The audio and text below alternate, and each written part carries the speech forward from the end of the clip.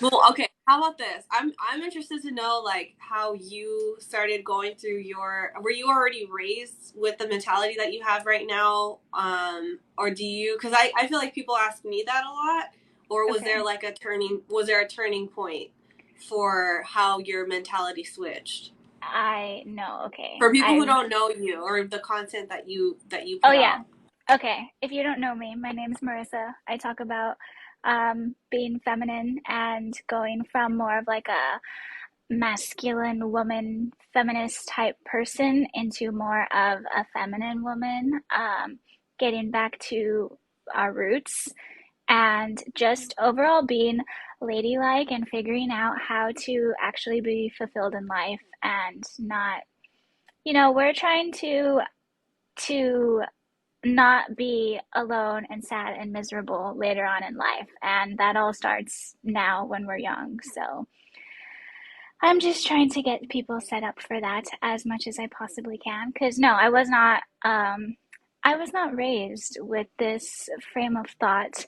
And I do get that question a lot. I get like, oh wow, your parents raised you right, or wow, you must have this or that or whatever. And I was not. This has just been within the past couple of years. And it's honestly like, it's been so much more like fulfilling and life changing since I have started to like, okay, well, what do I actually like? And what do I think about being feminine and all that kind of stuff? Um, and it's just been so life changing and rewarding and way more fulfilling than the life that I was living before. But how about you? For me, I love that too because I feel what you're saying. Like you want to help other people, but to an Mm-hmm. extent, people do not want to help themselves because you have to assess the way that you've been living your life and make a decision to change your attitude. So that way, it's going to change your mindset, which is in return going to change your actions. But Mm-hmm. for me, it happened like in 2020 during COVID, and this just happened to be like the biggest part that had affected me in my day to day, I guess you could say, because for me, it was an overall switch from understanding that the system that we're in, especially here in America, runs off of people's emotions. And I didn't want to be triggered by, I didn't want to be used or manipulated by my emotions anymore, not just like in this sense, but, politically, Mm-hmm. and every which way it hit me. So this happened to be kind of what I landed on because it's the way that I was able to really change the way that I was living and help the people in my immediate circle and help them to understand. So it's better than, for me, in my opinion, going out and like marching in the street for like equal rights where like how is that really being beneficial to like the next generation? Like no, like let's reassess our actions and realize how to maneuver differently than the generations before us or figure out what they were not taught. That way, Mm-hmm. like I can teach my future children how they should be rather than me being out there and trying to argue with somebody who doesn't want to have their mind changed anyway. Like this seemed way more beneficial because I could actually control what I was doing and what I was responsible for.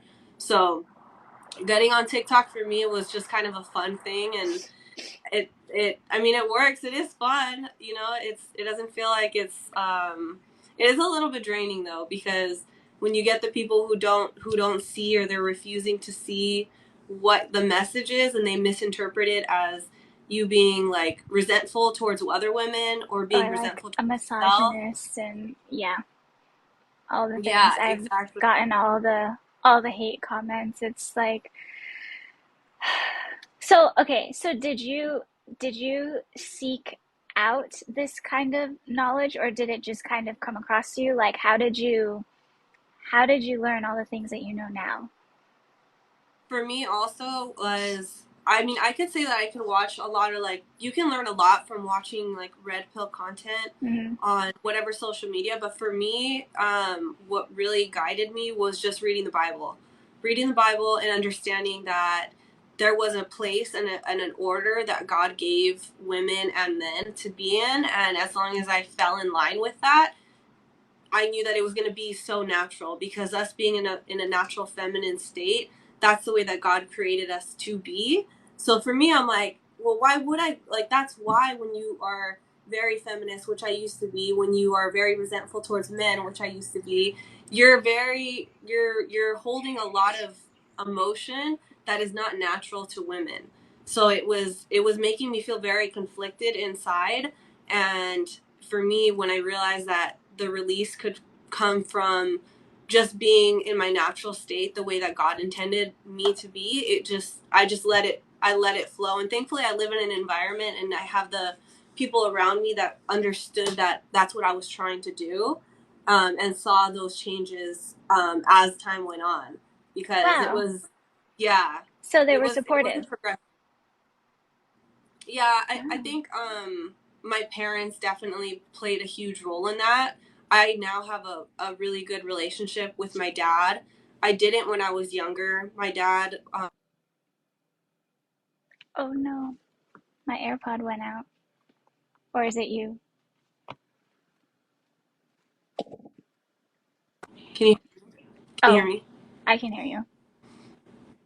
Yeah. Okay, cool. Oh, okay. So it wasn't So my that, AirPod. that no, it was me. I think my phone messed me up for a Oh, second. okay. I forgot what I was saying. Um, you now have a better relationship with your dad. Hmm.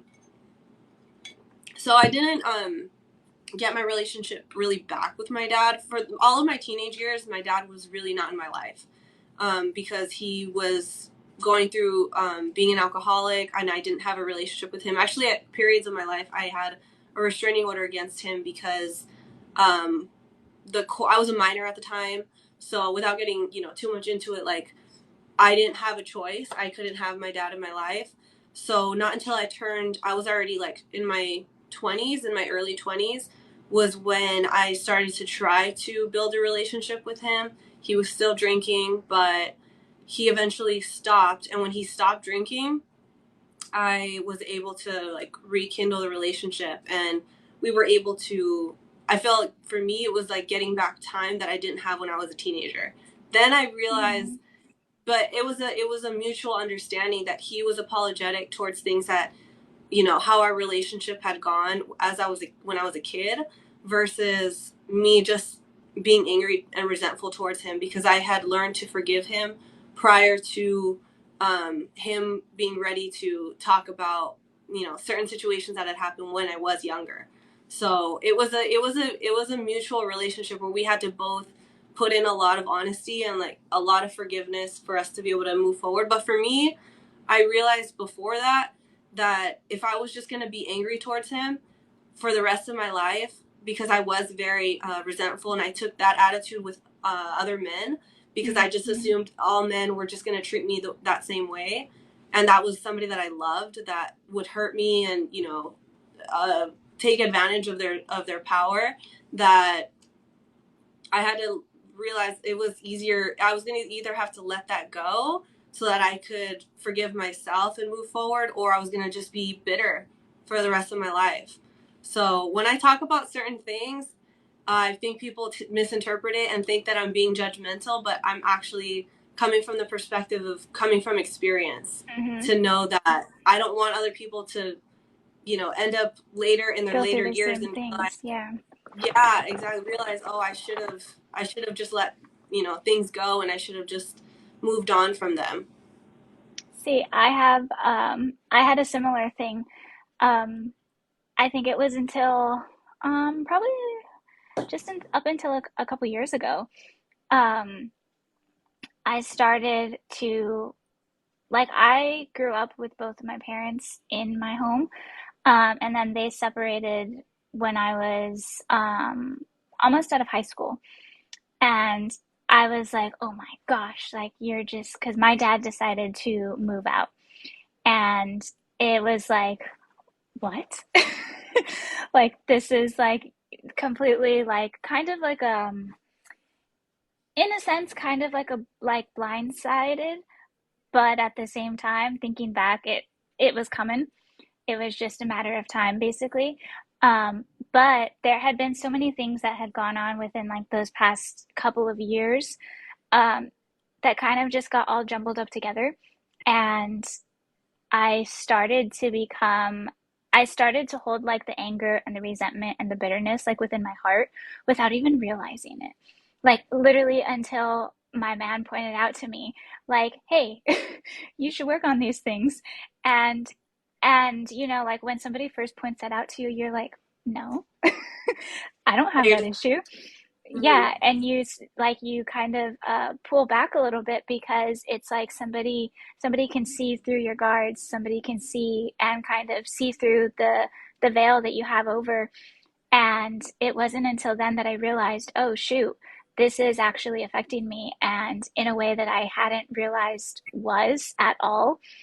Um, so I was like, okay, well, let me figure out how I can feel better within myself and also try to like rekindle that relationship and all that kind of stuff. And similarly to you, like I had to have those hard conversations and had to be like, hey, because my dad's not very like, um, he just kind of, I feel like he's just kind of like, oh yeah, I'm just gonna do this. And like, yeah, like he's just kind of go with the flow type of person.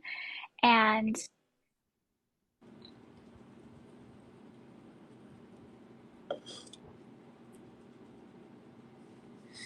I can't hear you. I don't know if, can you hear me? Can you guys hear her?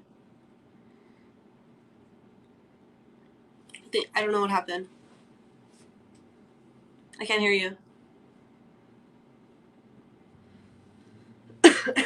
Can you guys hear her? Yeah, I can't hear her either. Maybe it's her AirPods. It was working and then it cut out. I don't know. I don't know. Yeah, I can't. I don't know. Maybe she got a phone call or something. I don't know. That's what happens to me all the time. okay, can There we you go. hear I me? think I can hear you now. Okay, There we go. Yeah, you're good. okay. It's my AirPods. Sometimes they act up. Okay. But um what was I saying? Um what How was about I your saying? dad? That you're Oh, okay. I remember. So as I started to rekindle that relationship with him, I had to put myself out there and tell him, okay, this is how I'm feeling towards you. Let me hear your side of the story. And mm, it was like, oh shoot, we both hurt each other because of course there was things that I could have said differently or something, we could have handled the situation a little bit better. Um, and, like in situations like that, sometimes things can get ugly and all that. So it's like I could have definitely been communicated my feelings better, but I didn't do that until years later. And once we finally got to have that difficult conversation, it was like, oh, okay, now I can get through to this place of like forgiveness and peace, really. And once all of that happened, and once I did start to feel better about my relationship with him, um, go figure, my relationship got better. Because now you don't have that idea in your head of like, oh well, a man can hurt me. And like of course anybody can hurt you, but it's that relationship dynamic that completely switches. And I think that's something that people don't like take into consideration, like when people say like, oh, you have daddy issues, like yeah, it can be offensive, but it's only offensive if it's true. right, right. That's something that people need to like realize more, and the only way that we can kind of like prevent that is to start with really the next generation, with the generation that we produce and we raise and all that kind of stuff. How old were you when you said your parents separated when you were pretty young? I was um I was almost 17. Okay, so you were a teenager. My parents separated when I was think I was like 12. And I'm Mm. sure that, like, for you, when that happened and you were going through some important years as, like, you're 17 years old, that's a time where you're, having a lot of experiences, you're around a lot of boys, your emotions are changing. Like, you want to make sure that there's a man in your life that's not just looking out for you, but going to give you advice to, give you a warning to what to expect, or, that type of talk that a lot of us didn't get. And we're just out here maybe getting advice from, like, our moms, who's kind of their women are blindsided themselves. Like, let's be honest, they can only see one side, or they don't want to hurt our feelings and tell us, you got to be careful of these boys, when you're 17, 18 years old. So I think that it's downplayed a lot, how you said that we don't realize the importance, or people don't put the emphasis on having both parents in the home. Like, that can really affect you if you don't have that. You're only getting parented from one person. That can be really difficult, and it can blindside a lot of women to not have their dad in their lives. And like you said, Mm-hmm. having daddy issues. Well, like, if it's true, like, okay, let's get over the stigma of what that means. And, like, okay, if that's what the issue is, because I know I definitely had that. I needed to figure out, okay, how do I fix this, because I didn't want to keep getting the same type of person in my life repeating over and over again. Because at some point you can't say, oh, it's the other person, or why do I keep attracting this type of person. It's probably because you're gonna attract what you are. Mm-hmm. So yeah, that's wow. And also, if you're only being parented by, let's say, your mom, for example, and that's not, maybe you don't have a great relationship with her, like an actual good relationship, or maybe she doesn't give you the best advice and just tells you to go live your life, or like just don't do anything bad. And like you still need some sort of guidance, even though, like, when you're a teenager, like, we think we know everything. And obviously we don't. And it would be so helpful to have a better, like, just better guidance for the youth, and really just a better role model, because of course, like, we're, as women, we take after our moms, like, consciously or subconsciously. So however she acts towards men is how we're going to end up acting towards men. And nowadays, a lot of times, like, I don't see that as the best thing, because it's like our parents' generation were more of like the, like, OG feminist type people. Like, okay, I'm gonna, like, be independent and I don't need anybody and like all this stuff. And now look where we are. Our generation has a whole bunch of like mental health issues and all that kind of stuff. And I think all of this could have been prevented by far.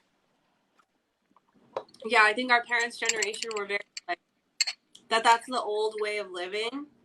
They wanted to be independent, wanted to do it their own way, and, like, look at how far that got us. Nobody really that I know is, really learned or had a good example of parents that stood together. It's more so like their grandparents, or like their great grandparents, and, like, that's a big blessing if they can still go to those people and ask them for advice on, like, marriage. Because I see a lot of women in, like, my mom and grandmother's generation that are single. Like, these women are alone, and, like, a lot of times the women live with other women. They don't have a husband. They don't have that marriage that you used to have, that would, like, nobody used to get divorced. So it is, like, very disheartening to see that. But that's the whole point, is to be able to create, like, a lasting difference for the generations that we're going to produce, that are going to be moving forward, to say, this is how other people do it. Like, in my eyes, that's how I want it. My family, my future family, to look at what we have, is that that's how other people do it, which is also, I think, probably like it's a Christian thing also. Whereas, like, this is how the world maneuvers, and then this is how we, go through life, and this is how we serve God, and it's through having family, having tradition that you honor and you uphold. But if you don't, I mean, it makes sense to me. If you don't have any type of God that you respect, that you are knowing is going to be judging you one day, then why would you feel some type of responsibility to honor a man or honor God. You know, it makes Mm-hmm. sense that if you don't have that type of relationship with God, that it's going to make it very difficult for like a woman to submit. Which I think is probably a good conversation also, where women get very, very offensive when you say that you should submit to a man or to People your man. think, yeah, people think that it's like you're just gonna let him walk all over you and you're just gonna be his little puppy dog and whatever. And because my mom has said that before, like, well, you just followed this man around like a little puppy dog. And it's like, yeah, but I trust where he's leading me. I trust his judgment in taking me to the correct place, to where we need to go to be in order to live a full life and be happy together. And I think that's something that people don't even take into consideration, because everybody just thinks that, like, well, he's just going to leave you, or how can he, like, how can a man guide you? You have to be able to guide yourself and whatever. And like, to a certain degree, like, yeah, you have to be able to have your own discernment as a woman as well.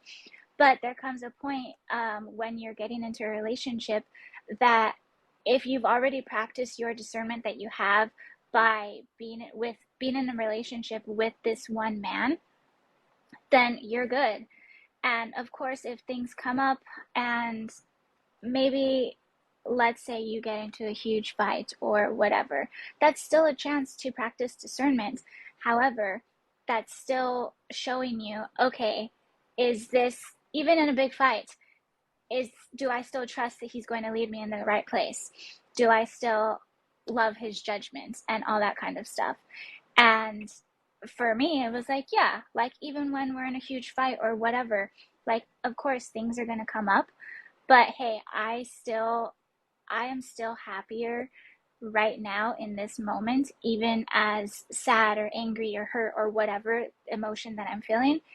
Um, I'm still happier now than I would be alone or not submitting to him.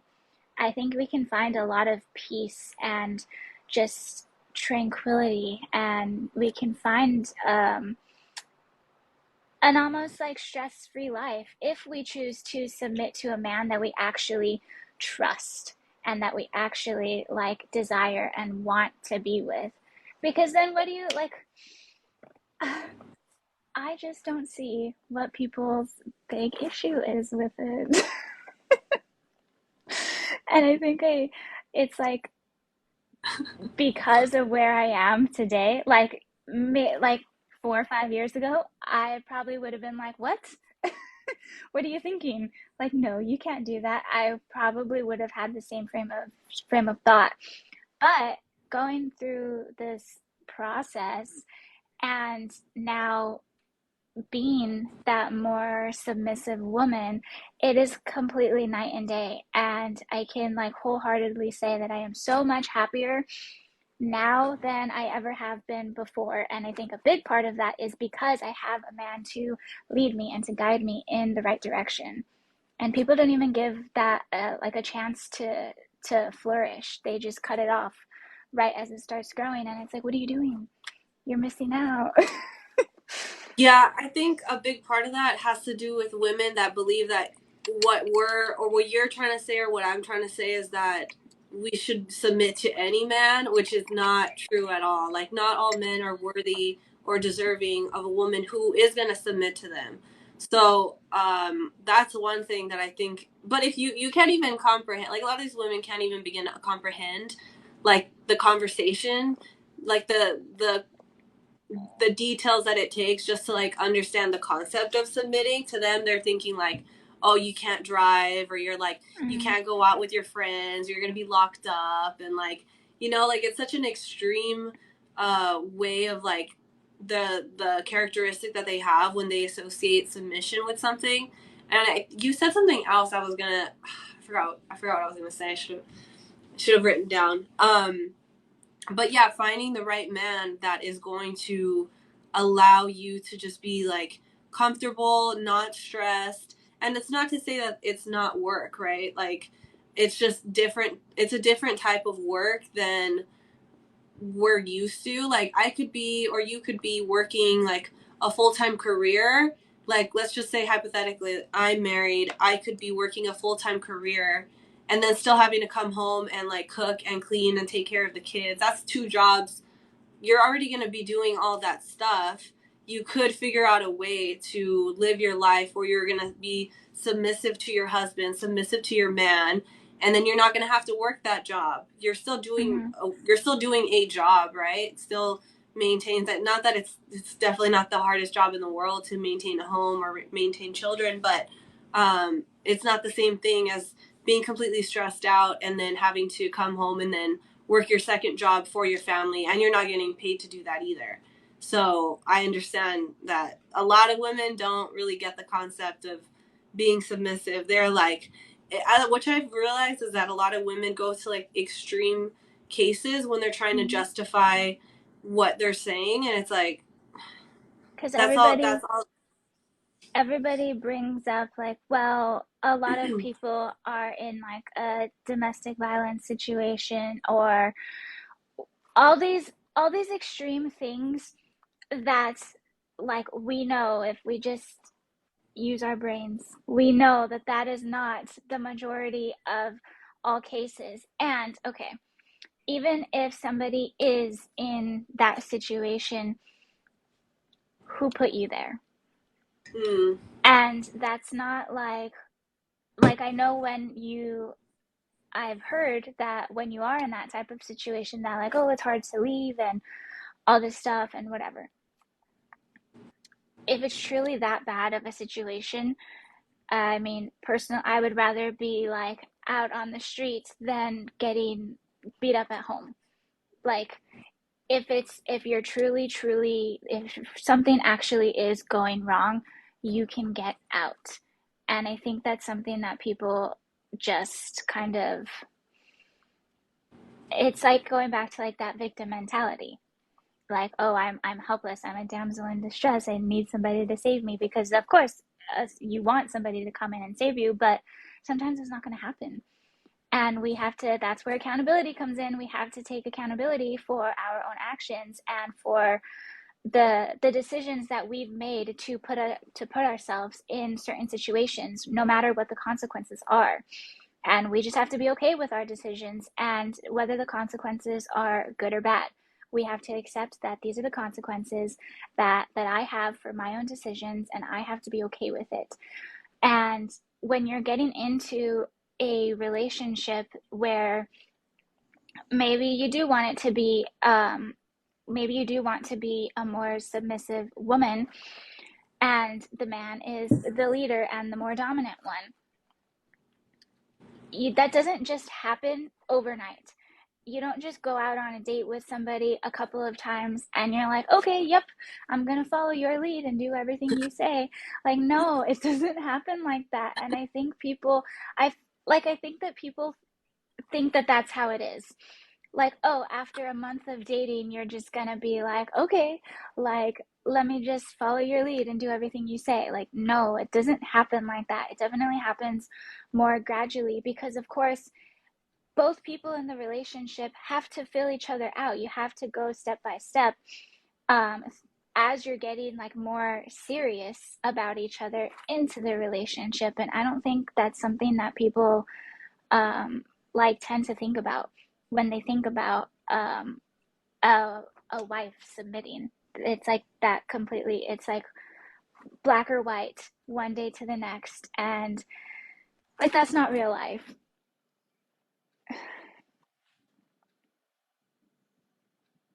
Uh, can you hear me? so yeah, I can hear you. So how would you recommend like somebody who is striving to have that type of relationship to be able to find that? Because I say all the time, like, people shouldn't be on dating apps. I don't think, I mean, unless people are looking for like hookups and stuff, like that's basically, in my opinion, what dating apps are for. And I think like I don't know. So I'm like a big advocate of like if you are trying to find somebody, like don't do it on a dating app. But I think it is difficult to find people that are like minded. You have to kind of get creative with how you're gonna meet people and how you're gonna go about like having those boundaries set from the beginning for both parties. Does that make sense? Mm-hmm. I think a big part of it goes back to like having that polarity between the masculine and the feminine energy, because if you're giving off more of a feminine type of vibe, I mean, more masculine men are going to be more attracted to you because you have that polarity to balance each other out.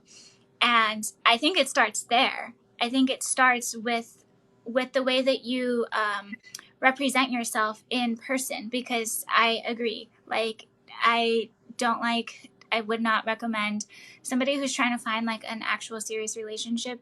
No, don't go on a dating app. It's more about how you present yourself in person, in public, because whether we want to like acknowledge it or not, when you're in a relationship with somebody, we are a reflection of each other. So if you're just going about your day-to-day life and you come off in a good way to a man, he's going to be more attracted to you, because if things go well, you guys end up dating or whatever, he can trust, okay, he found you and you're a good representation of yourself. So chances are you will be a good representation of him as well once you get into the relationship, and vice versa. But I really think the biggest part of it is having that like that, how do I say it? Just like that soft and gentle spirit to you. And really just being open for conversation. Like we all know when we're giving off a vibe of, yes, come talk to me, I want all of your attention, and when we're not, when we're like, leave me alone, I don't want to talk to you, I just have to run into the store real quick and leave. Like, Yeah. we all know when we're giving off that vibe. And somehow, like, you just have to know yourself well enough to know how to switch that on or off. And I think that's a big part of it too. And it's honestly like, if that switch is turned on and you want to attract masculine men out there, then just be open to it. You know, stand with your shoulders nice and tall and walk slowly and look people in the eye instead of like deterring away from them. Little things like that will signal off that you are more of a feminine type of woman. And but at the same time, nowadays, a lot of men, since like everybody pushes men to be soft, to be feminine, and to kind of like, oh well, let me just see what the woman wants, let me follow her lead. It's like nowadays there's a lot less men that are more masculine for the fear of being like judged by women, because at the end of the day, like, all men want to be intimate with a woman. That's what they want. So they're going to do whatever they need to do or whatever they can do to ensure that connection with somebody. And if that means to like, oh shoot, I haven't been with a girl in like a year or two or whatever, okay, let me just be shy and quiet and whatever. So we tend to not see as many masculine men out there because of that, because there's so many women out there that are like, no, you need to be vulnerable and all that kind of stuff. But if we give off the more feminine vibe, we will attract more masculine men. But also, we have to be patient, especially depending on like where you live. Like Southern California, there's a lot less of those out there, just because Oh yeah. like the demographic that's around. So you just have to be patient, and if somebody is really really wanting to find a specific type of person, and that's like their main goal, if your main goal is to find a masculine man that you can trust to submit to and have his babies and all that kind of stuff, then figure out where you're more likely to find him. And I think that's also a big part of it too. But then everybody says like, well, you shouldn't move for a man, you shouldn't do this or that or all of these things just to find the right man, because why not that exactly. Why not? No, like yeah, I'm sorry, I didn't mean to cut you off. No, go ahead. I can talk.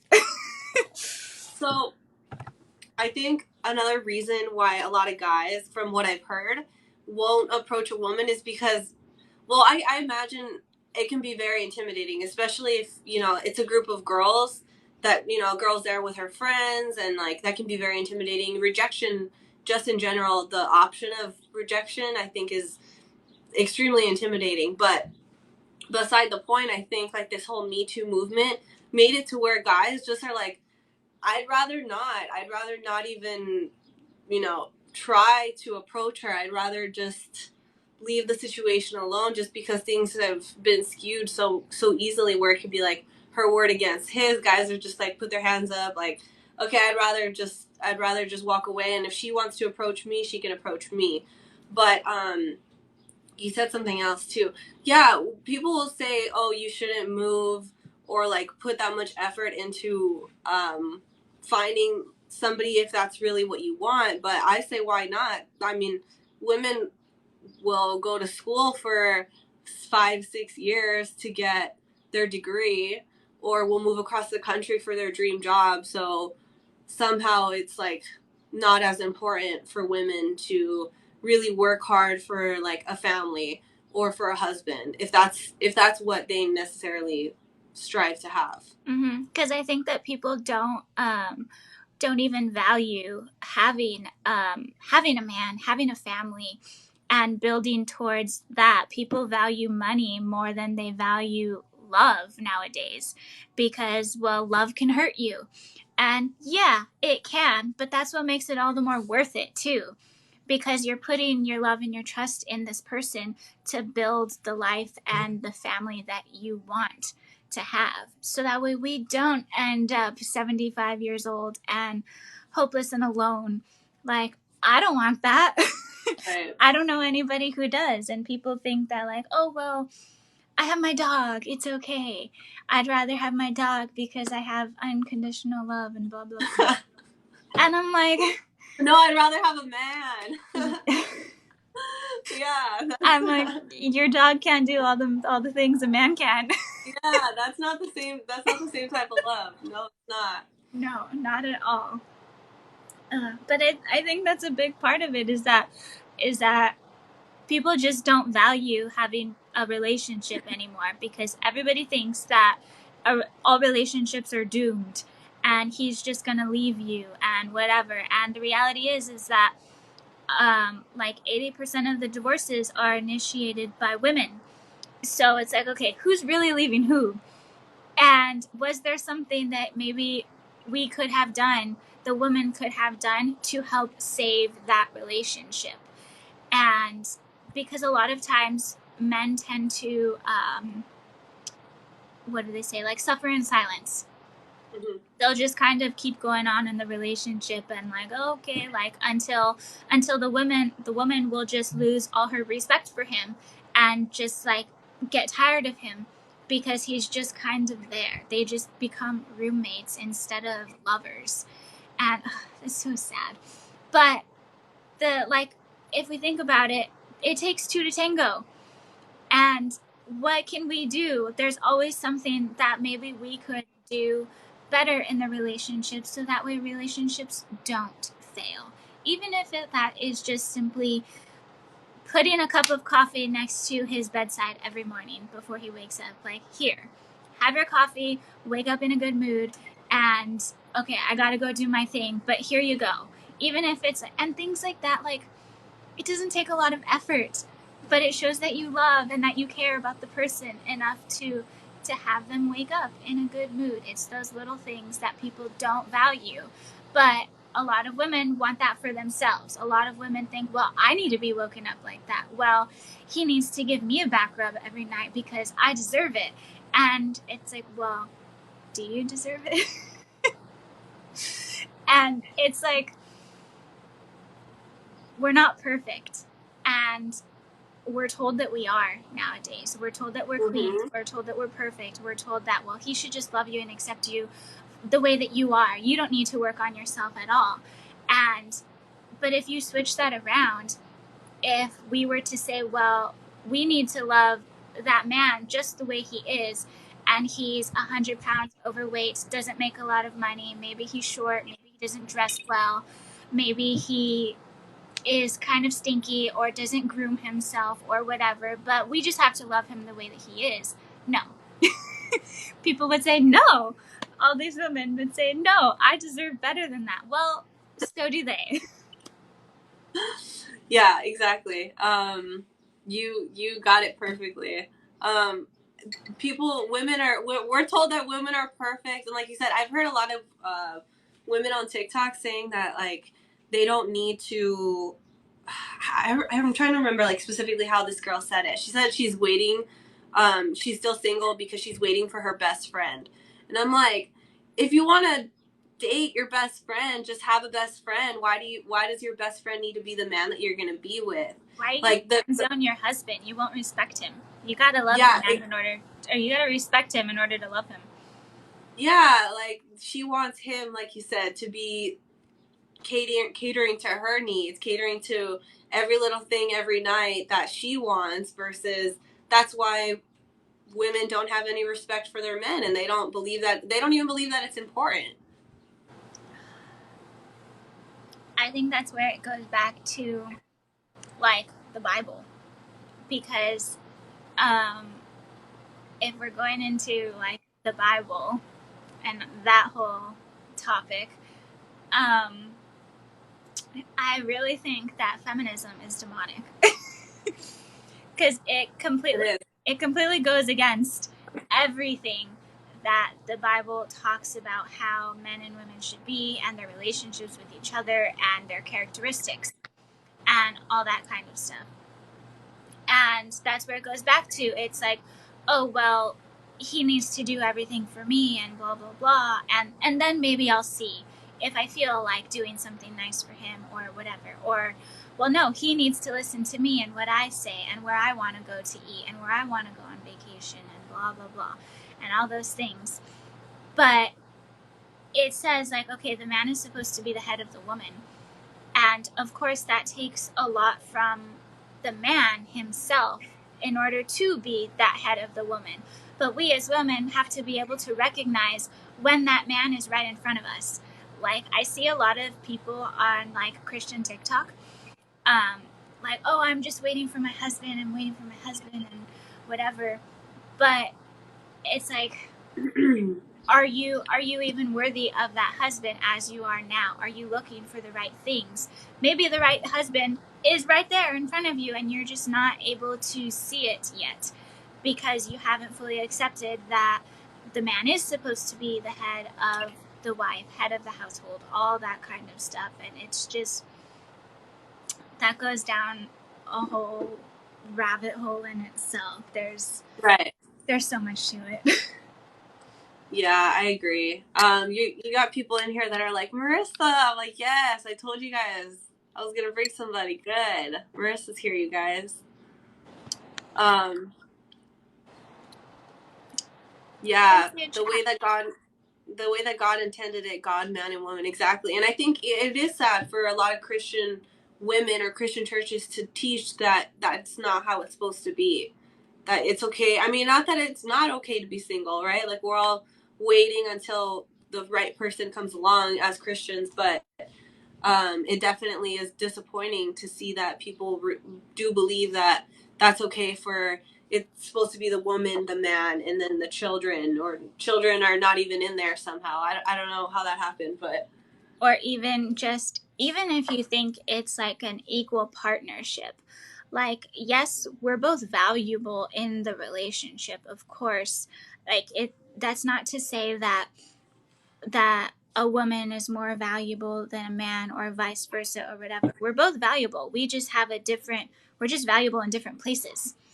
We're not the same, so we can't necessarily be completely equals. You can't compare apples and oranges. It's just Mm-hmm. not going to work.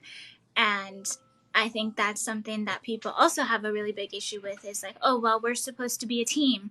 We're supposed to be best friends, a team, equals, all that kind of stuff. But every team has a team captain. Every ship has a captain of the ship. Every country has a leader. And then there's people that fall under it. It's a hierarchy. And that's where we come in. Like, yes, the man is at the top of the hierarchy. That's perfectly fine. They're more logical, they're more sensible, they're more reasonable. We're more emotional, we're more like fickle.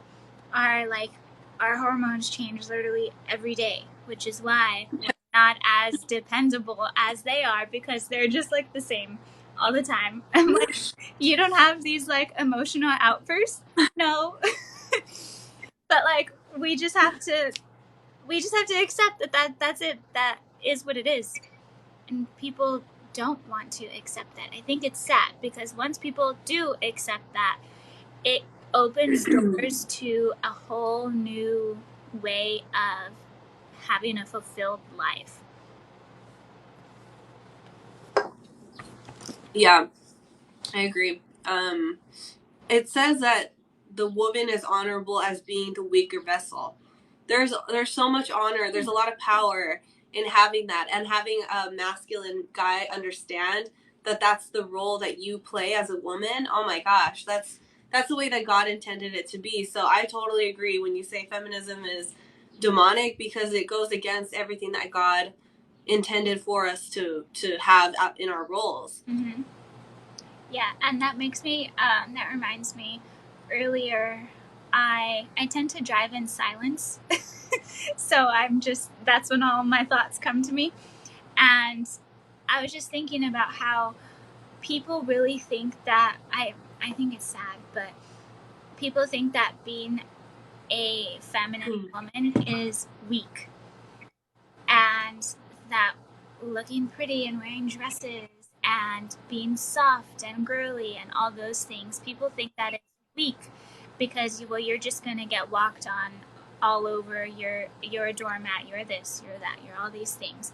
When in reality, that is probably one of the strongest things that a woman can be, is feminine. Because the most feminine woman, if you have good feminine game, for lack of better terms, you can get what you want. You can sway other people's decisions, and you can use that soft sensuality about you for good. For you just have to know how to leverage it in your favor. And that's something that have you seen Mad Men? Yeah. Okay, you know Joan? Mm-hmm. Okay, so I always use her as like a reference point, because she runs the whole entire office. If you think about it, she knows everything, she's in control of everything, and she gets what she wants, basically, except for at the end. But for the majority of the series, she is like that feminine person. She just knows how to use it in the right way to control everything and get what she wants. And in the end, she ends up being a partner of the whole entire corporation, whatever, because she played her cards right. Because she knew how to use her femininity to her advantage, rather than trying to be more masculine and trying to be dominant like Peggy. Peggy in the series, she was a little bit more of that masculine one. She came in as like this little girl that wore like the little school skirt dresses and whatever. And she went to Joan. She went to Joan for advice, to say, okay, how do I get respect in this place? How do I make it to where I want to be? I want to be the best copywriter. How do I get there? She told her, stop dressing like a little girl. You act like a woman. Be a woman, and they'll respect you. Just do your work well. Be a woman. Wear nice clothing. Look the part, and you'll get what you want. And what happened? She was. Then she had all these different job offers and whatever, because that's what she wanted. She used her leverage in the best way possible to get what she wanted. And we just got to learn how to do that for ourselves. I don't think we're taught that anymore. We're not taught how to be like a lady, a girly girl, and get respect, because people think that you're not going to be respected if you are like a traditional woman. And in reality, you probably have the most respect out of everybody because you present yourself in that way, because you portray yourself as a respectable person. You're not out there showing all the goods and doing all the things, you know? You just live a different way of life, and people see that whether you're telling them what you're doing or not. It just comes off of you. Right. Yeah. I think women who are more modest, not just like in how they dress, but in how they live their life, definitely get more respect. And the ones that are saying that's oppressive are the women who are never going to understand what that type of power looks like, because they think that, you know, respecting themselves is showing everything and going out and like living a very mischievous type of life until you're well into your 30s and in your 40s and still dressing the same way. Whereas you got to get older and you got to mature, you know, how you dress and the way that you want people to look at you. Mm-hmm. And that reminds me, I saw a video a few days ago, and this woman, she was probably like maybe early 30s. And she's like, where can I find non-crop tops? Like, I see all these fashion videos for like workwear and all that kind of stuff, and everybody is showing like a crop top with like everything's a crop top. Yeah. Yes. And I'm thinking, nowadays crop tops are literally just bras now. Like, it's just a long line bra, and people think it's acceptable to go out like that. Like, well, you should still respect me even though I'm half naked. And it's like, oh, well, you need to stop sexualizing me even though I'm half naked. And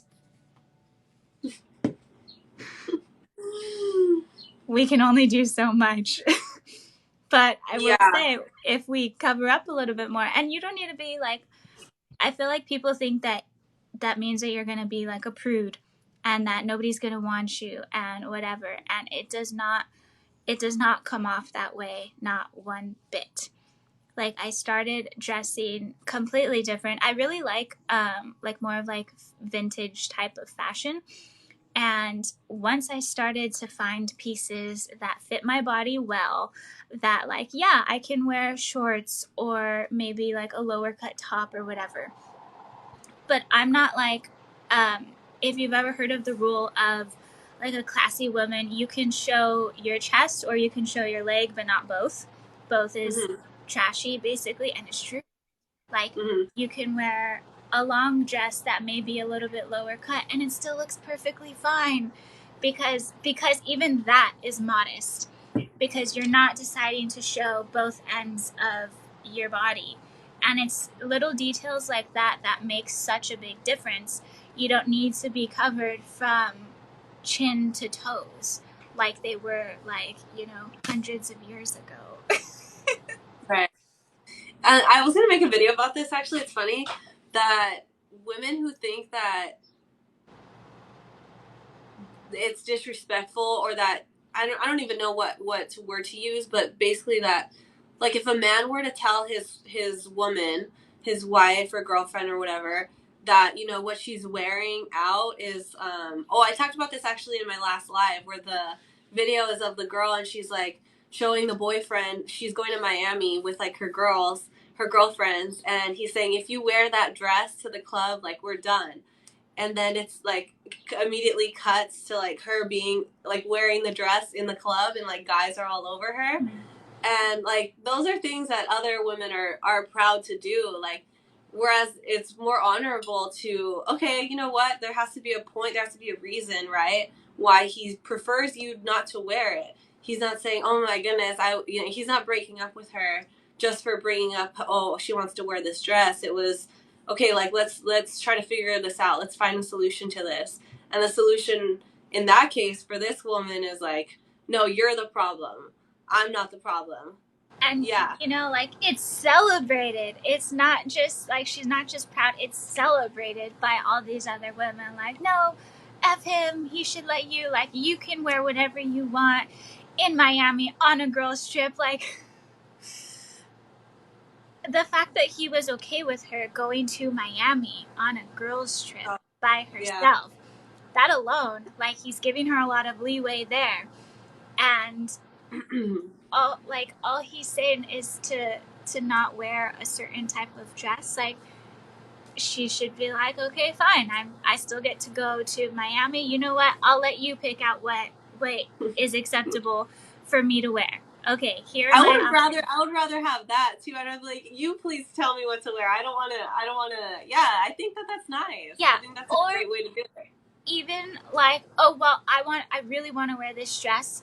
If you don't feel comfortable with me going with my friends, okay, please come with us. Or how about we take a trip together instead, and I can wear this dress for you. Or like something, because there's obviously a reason. Like, guys know how their brains work. Right. So obviously he's saying it for a reason. And like, and it's a pretty good reason too. Like, no, you cannot trust your girl out in Miami by herself with her girlfriends. I don't care. And that's not even like to put women down or whatever. Like, that's just the truth, whether we want to admit it or not. Like, why are you going to Miami on a girls' trip in the first place? To get away from your man and to get attention from other men. That's literally the only reason why. Because if it wasn't for that reason, you wouldn't want to go on a girls' trip with your girlfriends. You would want to go on a trip with your man and wear the cutest little sexy dress that you can possibly find, because wow, I'm on vacation with my man. Let me look like a little 304 for him. Like, sure, I can wear whatever I want for him. And that's completely fine. I'm sure he'd be completely thrilled with that. But it's doing it without him. That's the issue. And that's what they want. They want to be told that that's liberating for you to do it and not want a man's approval. Like, it's preferred that, a man doesn't approve of it, because now she's taking advantage of her body, her choice, so she can do what she wants. Oh gosh, don't get me started on my body, my choice. We're in the right place. It's exactly that. And it's like, I think people think that you don't have any sort of freedom or sense of self when you are a more modest woman or a submissive woman or a biblical woman or whatever. But tying in the Bible, once you start that relationship with God, all of those other like wants, they're gonna go away, because he'll be then transforming you into the person that he wants you to be. You will start to deter farther away from sin just naturally, because it's just going to be left out of your heart. As long as you're like diligent and like praying about it and stuff, it will happen. And that's where the most freedom comes into play, because you feel a sense of freedom because, one, you will start to respect yourself, you'll start to love yourself, you will start to really learn what true joy is, because you'll have it within your heart. You won't be going out looking for it in all these external places, because you can go out and get drunk and live life for a night, and then the next morning it's back to square one. Okay, how do I be happy again? Instead of just constantly having that joy within your heart. And then, maybe every so often have a few drinks. Sure, why not? Like, I would prefer to tell people, like, if you're gonna like, okay, I want to let loose, do it at home. Don't be going out and being a mess and sloppy. No, because how you present yourself outside of the home matters. It matters more than we realize. So if you're going to do that, if you want to wear something that's like super provocative and revealing or whatever and have a good time. Do it at home. Don't post about it on social media too. There's the kicker. You can still do it just behind closed doors. It's fine.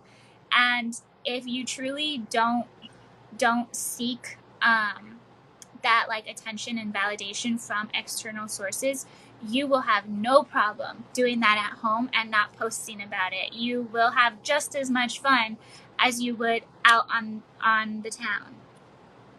But I think that's like, that's the whole, Yeah, I think, but then that defeats the whole purpose, you know? People want to go out because they just want to post it on Instagram. They just want to post it on social media to say that they were there and you weren't there. Like, look how good I look, and you won't ever get to see it in person or whatever. It's for attention. We know that. Yeah, and it's, I mean, I don't know if you can hear the air conditioning going on, but it's right here. What was I going to say? Oh, also, in order, like, if you really want to, okay, how do I stop posting on social media so much and live, like, if you really don't have self-control, just delete it. Like, and not just the app, like, delete your account. Yeah. And that'll show you some self-control. And have somebody around you to hold you accountable as well. That's something that really helped me as well. Because my man, he's the one, like, he told me, hey, well, when we first started dating, we were both just like, yeah, like, let's just, like, casually date, whatever. I was fine with it until I wasn't. Until I was like, no, like, I want commitment. I want something more. Like, no, I really want to be with you. What do I have to do? So he told me, okay, these are my boundaries. This is what I expect from you. And this is what I'm looking for. If you can do that, great. Let's work on that. If not, then cool. Then let's just keep it how it is and whatever. He was very, very, very straightforward with me, which I think it would kind of like offset a lot of people. Yeah. Because even like I could, if I were to separate myself just hearing that from somebody else's perspective, I'd be like, what? But it was helpful. It surprising? It is surprising for a lot of women that sometimes all you have to do is set the boundary, and then like the man will tell you what he needs. He'll be very, very straightforward, very honest, and then sometimes like that can catch you off guard if you're not used to that type of like honesty, and then women kind of like can misperceive that also and think that that's being like disrespectful. If like how you just said it, if it was like another woman who didn't really understand how like the mutual respect has to go, then that could kind of be taken the wrong way. But you were just honest, and you said, so you actually did tell him like you wanted something serious. What do you asked him, what did you need from, like, what did he need from you in order to make that happen?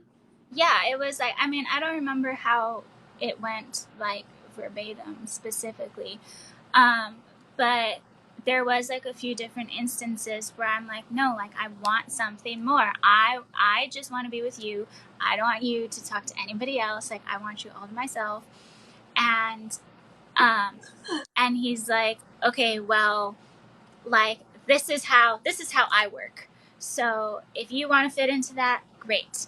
Like, okay, then we'll figure it out. But you got to show me that you can fit into that before we can even move forward and be more serious or even think about being more serious. And when we first had that conversation, I was like, oh shoot, like, and I was like, but why? Like, why can't we just be together now? But it made me respect him more because I was like, oh shoot, like he knows what he wants and he's not going to sway off of that. And he is respectable enough for me to want to fit into his life rather than, well, let me see if I can fit you in my schedule. Like, no, I wanted to be fit into his schedule, into his life, into his routine. And so that way I could figure out a way like, okay, how can I be beneficial to him? So he wants to be with me. And we had those hard conversations and he's like, hey, well, if you want to do this, I don't want you on social media. That was like a hard line. And I was like, okay. And he's like, okay, what about this? What about that? Like, and like we sat there and went through all of these different things that he put those hard boundaries with. And I was like, okay. And at first, yeah, it was weird. And it was like, oh my gosh, like, I don't have my Instagram anymore. And like, okay, what am I going to do on my phone? And you'll find yourself grabbing your phone for literally no reason, just because your body is used to scrolling for no reason and things like that. But I got used to it. And after about, I'd say after about maybe like a month or two, it became normal. And I started to find so much more freedom within myself and within life, really, because I wasn't glued to my phone all the time. So I had more time to do my duties around the house, to be with him, to work on myself, to do all of those things that I think people kind of just don't even do anymore because we're so glued to our phones all the time. And deleting social media was a huge part of it. And even just like, even now, I have TikTok and I have YouTube, and that's it. And even when I started TikTok, once I started like, okay, how do I become more feminine and all that kind of stuff, I really grew like a passion for it, because like once you feel it yourself, you're like, wow, I want everybody else to feel this feeling that I have, because it's just that great, because I'm just so happy with my life. I want everybody to be this happy. Why isn't everybody this happy? So let me figure out how to get my message out there. So he's like, okay, cool, like, yeah, you can post your videos, I don't have a problem with that, like, just give me the login. Cool, sure, I don't care, I don't have anything to hide. Like, you can go on my phone whenever you want, I don't care. And that shouldn't be an issue for a woman in any relationship. If you don't want your man to go through your phone, then there's an issue. Then you don't respect him as much as you should. You don't want him as much as you should.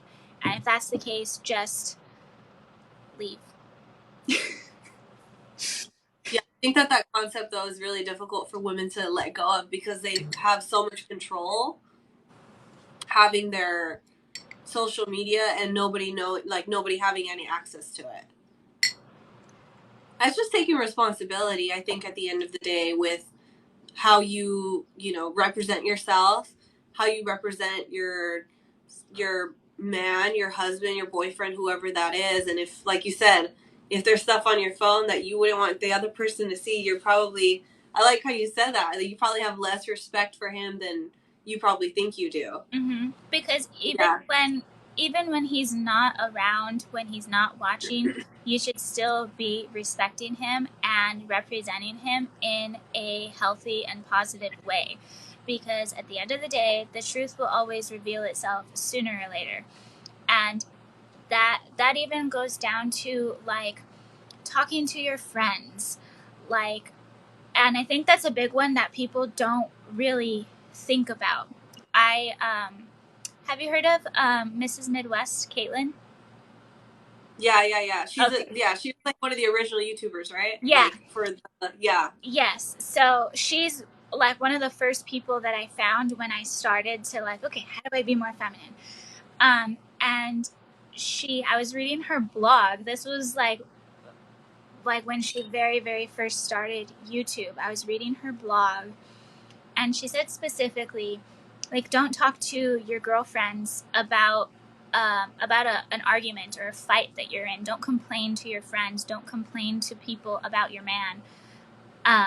Like while you're in that, while you're having an argument with him, because then you're going to get outside feedback that may not be beneficial for your relationship, because at the end of the day, it's just you two in the relationship.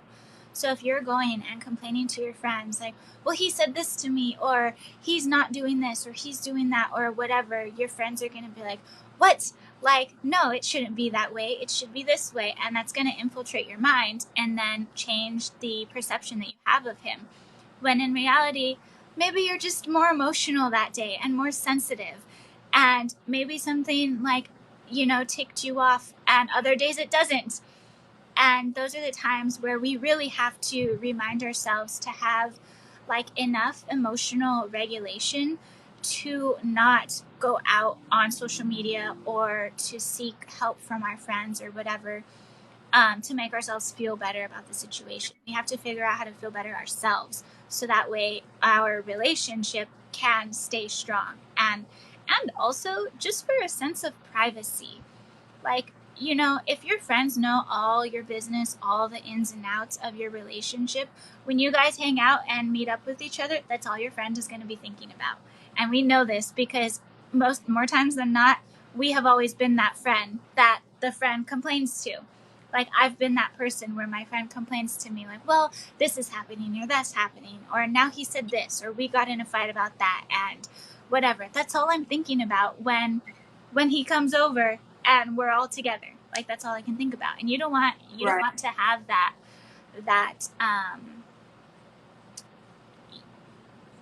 um, in a way of, don't give other people reasons to doubt your relationship at all. Mm-hmm. Even if your relationship is like very, very weak, you keep that behind closed doors. You keep that within each other. And then if it falls apart, then it falls apart. Then you seek help then, once it's already done. But you keep your relationship as strong as possible for the public eye, because people are always going to try to tear you down, whether they know everything or the tiniest details. Like, I literally have people, a while back, I posted a video at the gym, and all I said was, cover up, your man will appreciate it. Like, that's basically it. Like, don't be out there like flaunting all your stuff if you have a man. Like, he's not going to want you out at the gym alone flaunting your body to other men out there. It's not likely that he's going to like that. And I had people in my comments like, well, he's just going to leave you. Well, this, well, that. And I'm like, you don't even know anything about my relationship, yet you're assuming failure? Like, okay. And it's literally just the smallest things. This is what I'm doing. And, oh, well, your relationship is going to fail because you're too modest. Like, what? It baffles me. Yeah. The concept of it is just like so foreign to so many women that, I mean, again, we weren't taught these things, right? You were not taught this. I was not, like, my parents didn't teach me this. You have to be willing to sacrifice. Like, I'm sure social media having that break for you was nice because you were able to focus on different things. You were able to, like, kind of reassess parts of your life that you didn't really have the time to do before. So it's not an easy process, especially if you don't have somebody there like showing you how to do it. And a lot of us come from like backgrounds where like the women in our lives are not the most supportive, or they're not really understanding of why you're trying to do things differently. They kind of want you to live the same type of life that they lived. Like, that's not the case. We all say we're trying to get better than the generations of like our mothers and our grandmothers, but like, are we really, or are we just kind of like following in the same footsteps and the mistakes that they made and just repeating that cycle? So it's a lot of talk because women just say that they're trying to do better, and somehow that's like going to college, getting your degree, and then staying single until you're like 35. So, I mean, and then you're 35 and then you start thinking about finding a man, and it's like, by the time you actually find a man and then get pregnant, hopefully you can carry a pregnancy. Hopefully you have enough good eggs still lasted that long, because the majority of our eggs are gone by the time we hit 30. Like, I was thinking about like, oh my gosh, how many months have gone by with just wasted eggs? Like, I was thinking about that the other day, and I'm like, oh my goodness. Like, I don't think people think about that. People think that we're just fertile forever. And, oh, well, J-Lo got pregnant at 45, so can I. I'm like, no, that's not how it works. No. But unless you have J-Lo money, if you look like yeah, J-Lo and you have J-Lo money, it's not going to be a maybe. problem. But Yeah. the majority are not looking like J-Lo and don't have J-Lo money. Mm-hmm. But something you said reminded me of, like, oh, if our moms are supportive of us now and all that. I remember when I was first starting to kind of like assess my life and like, okay, where can I make changes? Where can I heal? Like, is there somewhere where maybe I need to be better at? Maybe I need to let go of some pain or some hurt or whatever. Um, and for me, that looked like being very like isolated in a way, because I didn't want any sort of outside people. I needed to just fully focus on myself. I did not have the energy to fill up other people's cups. I had to fill up my own cup. So I was spending pretty much all of my time either at work or with my man, because he was helping me. Like, he was the one to unveil all of these different ideas to me, and he was helping me just kind of go through the process and figuring out things about myself, because he understood me way more. He still does. He's understood me way more than I had ever understood myself. So I spent a lot of my time with him, and that was a concern to my mom. She was like, well, you're spending all this time with this guy that I don't know. He's older than you, because there's 9 years between us. And she's like, he's older than you. I don't know him. You haven't been talking to your friends. You haven't been doing all these other things that you normally do. So there's something wrong. And I tried to explain to her several times, but it was basically like, I'm doing what I need to do for myself. And she's like, but like, you're just in your room all the time, which is true. I was just in my room all the time and just kept to myself. Because I realize now that I was just kind of going through like a grieving process of myself. I was like grieving the person that I was, and I was like, okay, how do I become this new version of myself? And I see how that could be like alarming from the outside looking in. But also, like, if we're going through this process, we need the support from our loved ones around us. Like, okay, I'm going to trust you. I'm going to trust that what you're saying is true and that you're doing the best that you can for yourself. So cool. I'm just going to go with that. How can I support you? Instead of, no, something is wrong. What are you doing wrong? It must be this guy. It must be this. It must be that. It's not you. It's all of these other outside external factors, when in reality, it was just me. It was just me doing all the things that I needed to do. And I explained, like, sometimes, like, if I'm healing, if I'm trying to figure out something about myself and I'm healing, going through that process, sometimes we might need to hurt more before we feel better.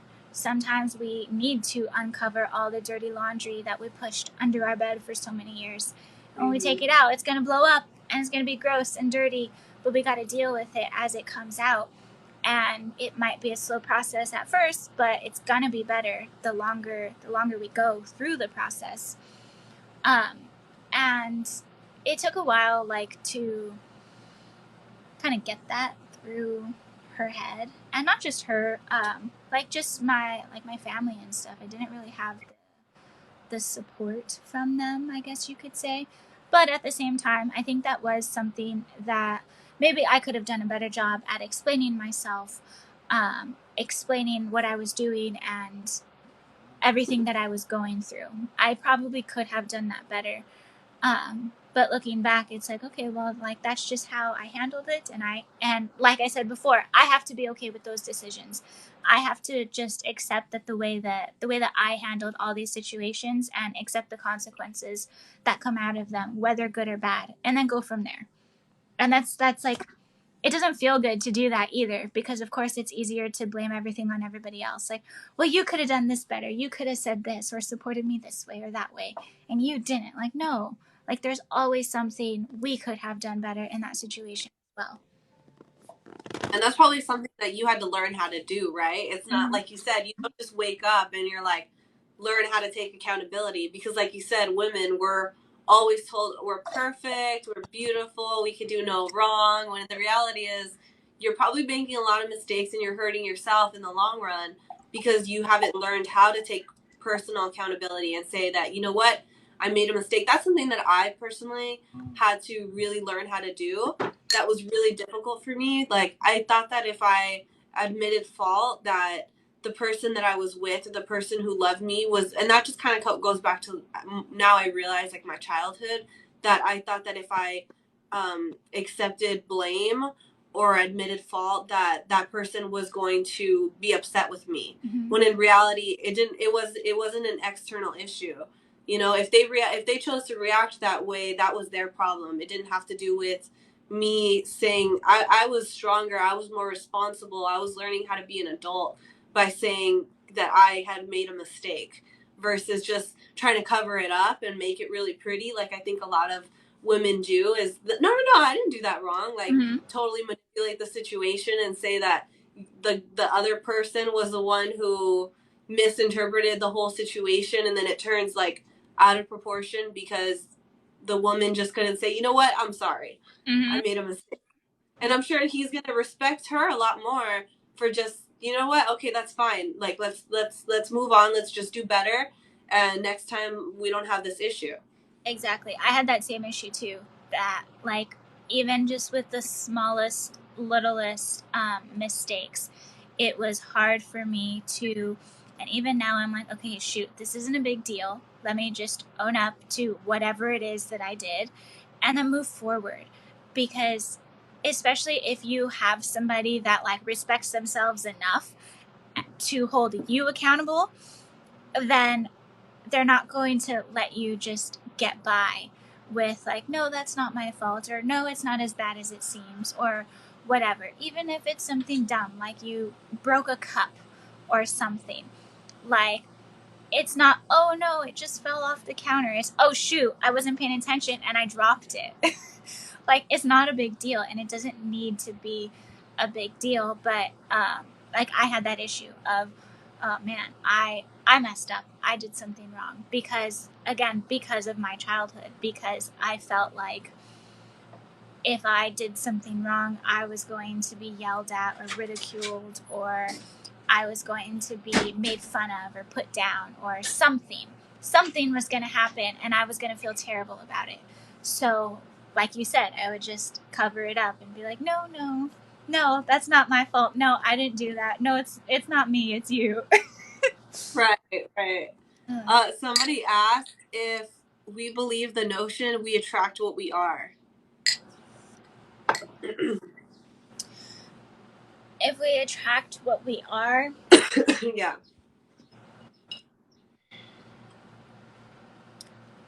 I think for, like, same sex, yes.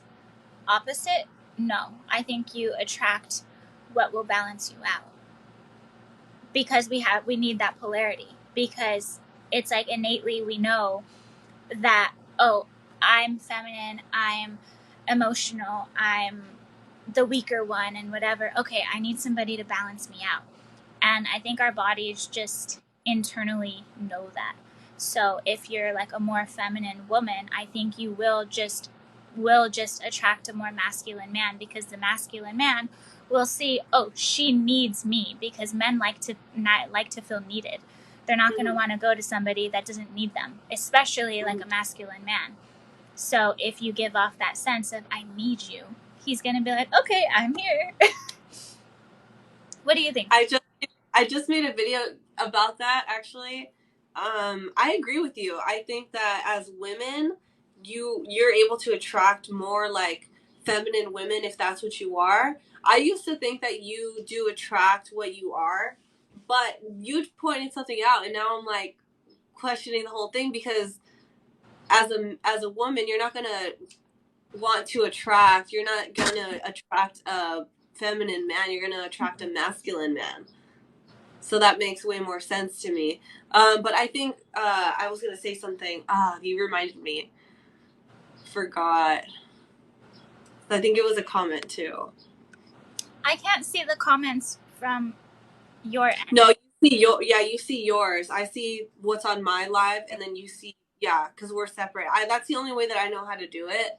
I think I don't know if that's the only way, but that's the only way I know how to.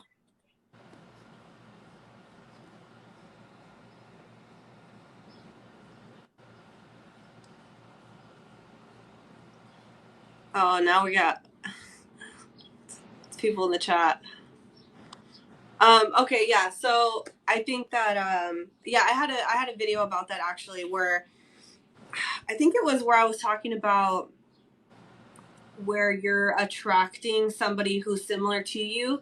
And yeah, the reality is, you, as a feminine woman, you wouldn't want to attract you want to attract a masculine guy. But I think in my experience, it's been very difficult for me. Maybe you've had similar experiences in real life where I can't make friends with women, because as soon as I begin to kind of open up a little bit about topics like this, it makes it extremely difficult for the conversation to flow.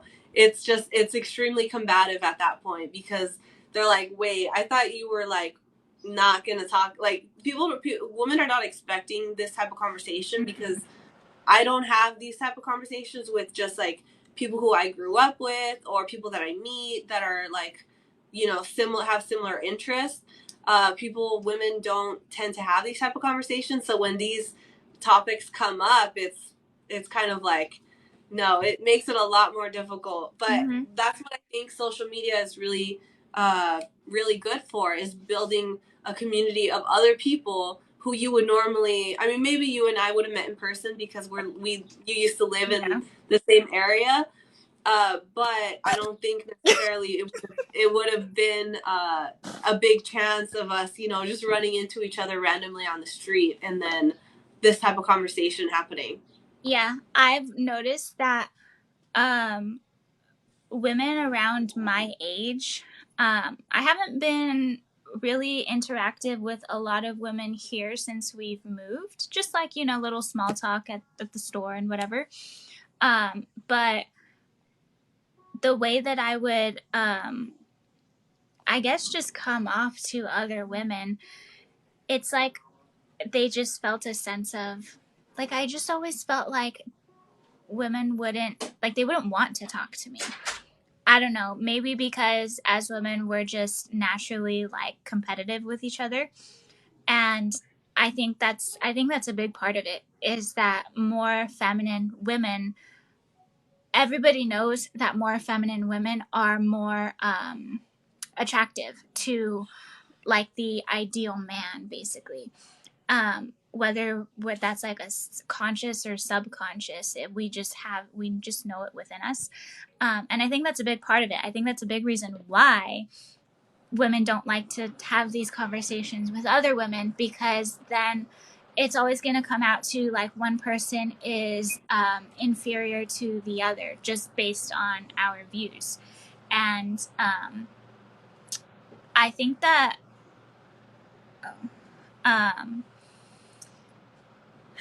I lost my train of thought. Something popped up. Okay. What was I saying? Oh yeah, social media. Yeah, it's a great tool. So since like going through, I just made a video about this. I don't remember if I posted it or not yet. I might have. If I haven't, sneak peek. About when you're like kind of on like that feminine level up journey, if you will. I think it's important to assess all of the people that are around you, and whether they're going to help you or hurt you in this whole like process.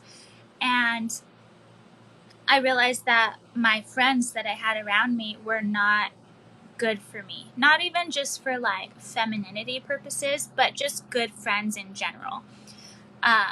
So I distanced myself from them. And before I knew it, I found myself with no friends.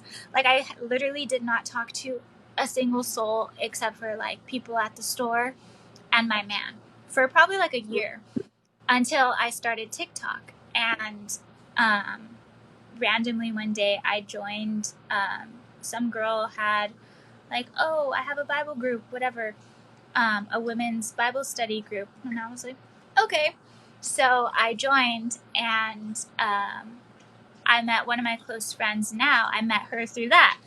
And now we talk all the time. That's what distracted me on my phone, because her message popped up. Like, we talk all the time now, and we don't have, and even so, like, our views don't align fully and completely, but they align enough to where we can have great conversation, and where it's actually a good friendship that I don't have to like sugarcoat things with. I don't have to like, oh, am I going to hurt your feelings if I tell you the truth about what you're doing or whatever? Like, no, I can just tell her like, Gabby, you're being too masculine. Stop. And she's like, okay, like, Right. like, we can have those type of more real conversations, that I think they might even flourish better when you're a little bit farther apart because of like that competition stuff. But what do you think? Like, do you have other like more feminine friends around you? I'm learning how to find them, mostly because of social media though. Because like I think I got a little traumatized because I had a friend or a girl who I thought was my friend, and I thought we were at a point where, we could kind of have this type of conversation, and she just responded by like completely shutting down, and she didn't say anything to me until like the following day. So I didn't even realize that she was, I knew she was uncomfortable, but most people are uncomfortable when presented with certain ideas. But not until the following day, she basically texted me and like broke up with me and said, she didn't want to talk to me anymore. And I was confused a little bit because I was caught off guard to the fact that how could I be so oblivious when we were sitting like having dinner together, and I didn't pick up on that, to the extent that she was just completely like, she could have told me right then and there. I kind of wish she did, saying, you know what, I'd rather not even have dinner together. She kind of just let it drag out for the rest of the evening, not saying anything, like didn't agree or disagree, just kind of let me talk. And then not till the next day I was like, oh, okay, well, that was something that, it was also just a learning curve also for me to understand how far you can kind of go with certain people, and with other people they just need to be like inched into certain things. But I know I get excited, I get like enthusiastic, and Yeah. I get Hard to like stop yourself from like going with the conversation, because when you're so passionate about something, it just flows out of you naturally. So it's hard to like reel yourself back in, like, oh no, I should tread lightly on this one. Yeah, maybe let me just take like little baby steps. So I mean, for me, I thought I was trying to help. I was trying to help. I was trying to help the situation, and just kind of, because I like to ask a lot of questions. Isn't it funny how, or don't you think it's interesting? Like I don't just blatantly just say, oh, you shouldn't act this way or that way, because I understand for people who have never heard this type of conversation, they're not ready for that.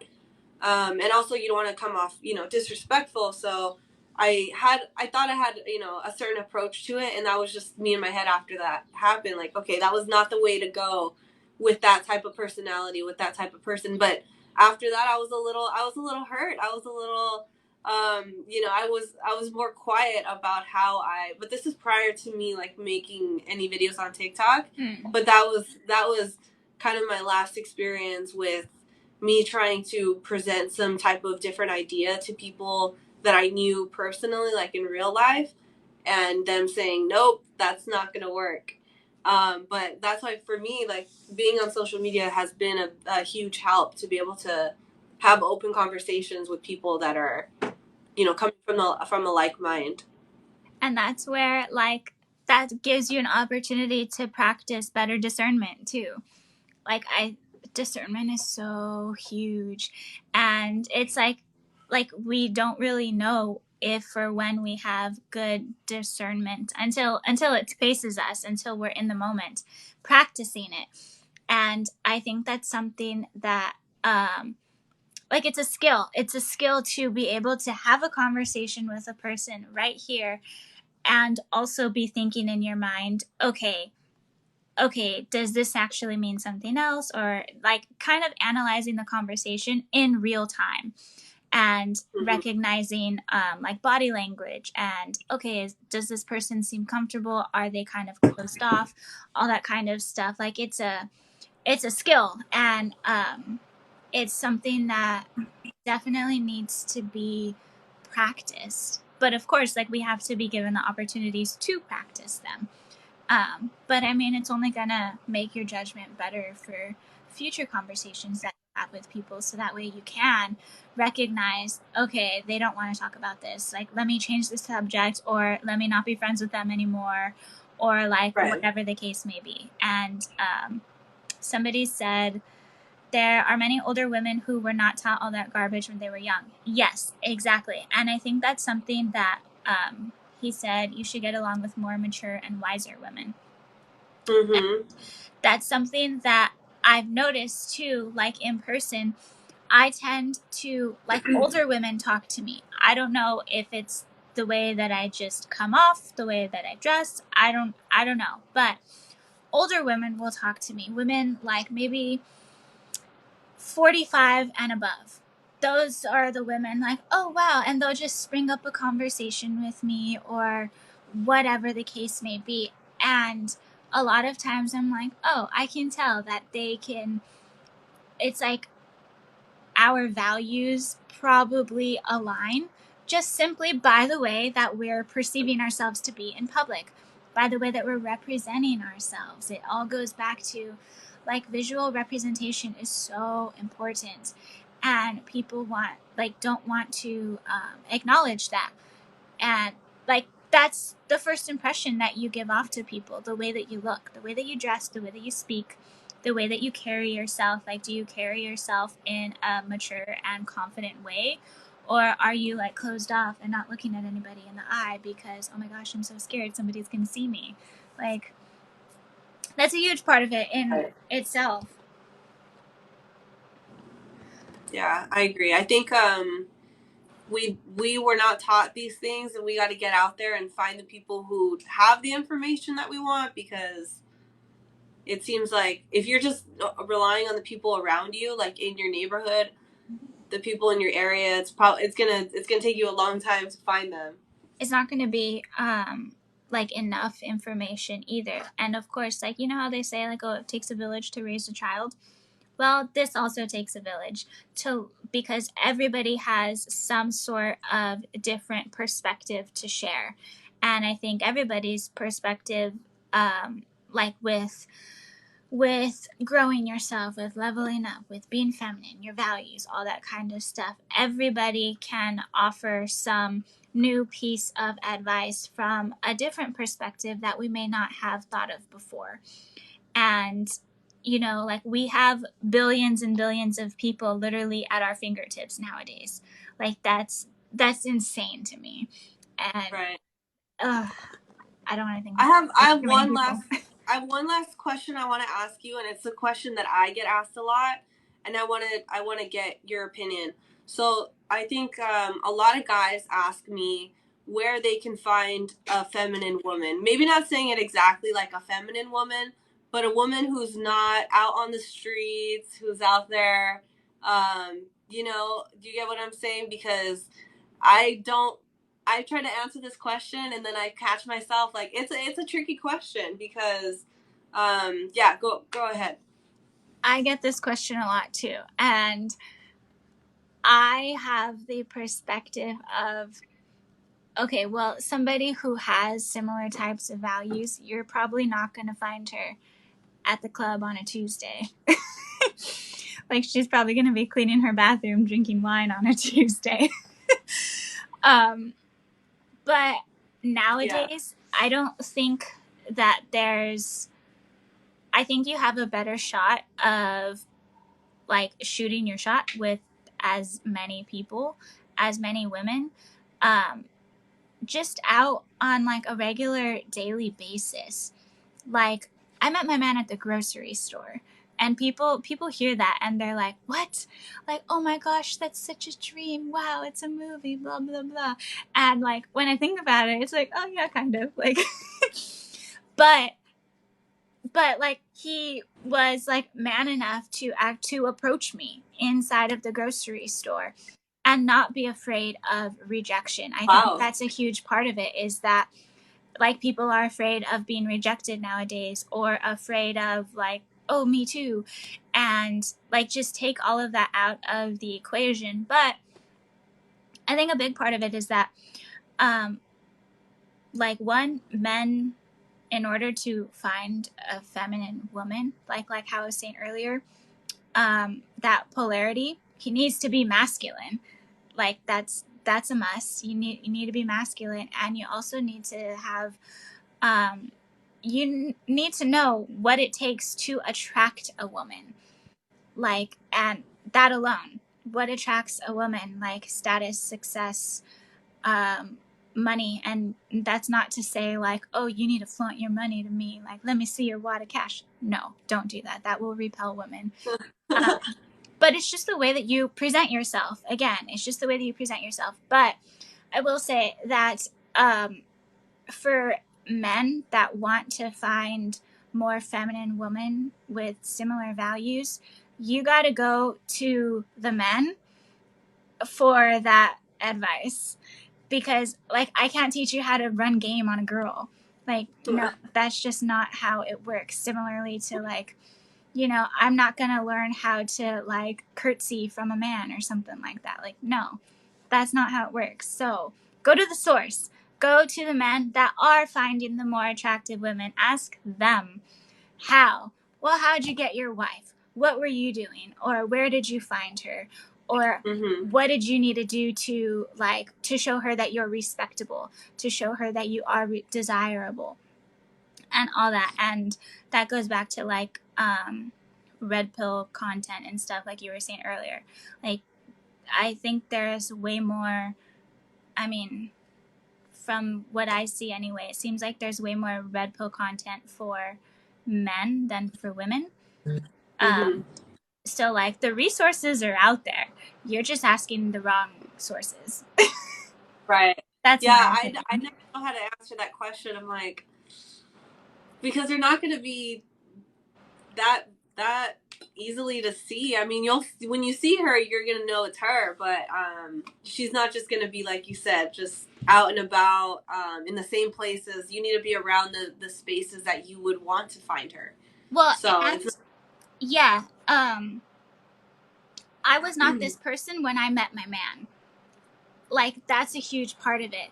And he will say, like, no, you have to nowadays, you're probably going to have to find a woman that you think could could be coachable to be that more submissive and feminine woman. Like, if you think she has good values and good morals, and maybe she just needs a little bit of tweaking, well then if you mm, are able to do that, then do that. But also, it takes a really strong and really masculine man in order to be able to do that, because that woman has to respect you and trust you enough to completely submit herself to you in that way. That takes a lot. And like my right, man was able to do it, so I'm sure that there's other people out there that could do it. But I'm sure he'll tell you like it's not for the faint of heart. That's like it takes a lot, but that goes into like the vetting process of a woman and all that kind of stuff. But ask the men. You'll probably get a better there, answer. yeah. Thank you. That answered it for me too.